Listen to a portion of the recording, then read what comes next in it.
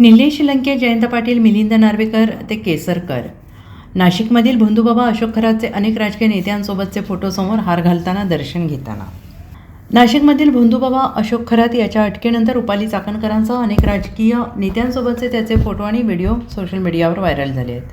या प्रकरणाने महाराष्ट्राच्या राजकारणात मोठी खळबळ उडालेली आहे. अनेक राजकीय नेत्यांसोबतचे अनेक फोटो खरात याचे आहेत आणि व्हिडिओसुद्धा सोशल मीडियावर व्हायरल झाले आहेत. दरम्यान अशोक खरात प्रकरणावरून रुपाली चाकणकर यांच्या राजीनाम्याची मागणी आता जोर धरू लागलेली आहे. नोव्हेंबर 2022 ते 2025 डिसेंबर या कालावधीत शहरातील कॅनडा येथील एका इमारतीमधील अशोक खरात याच्या कार्यालयात आपल्यावर अत्याचार झाल्याचे एका पीडित महिलेनं फिर्यादीत म्हटले.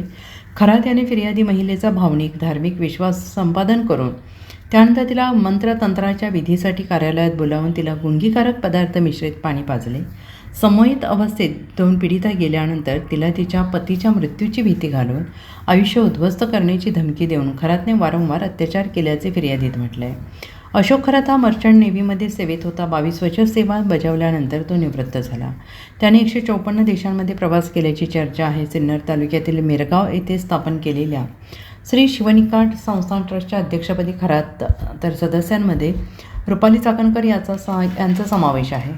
राज्यातील मोठे मंत्री खरातकडे भविष्य जाणून घेण्यासाठी येऊ लागल्याने सर्वत्र तो चर्चेत आला.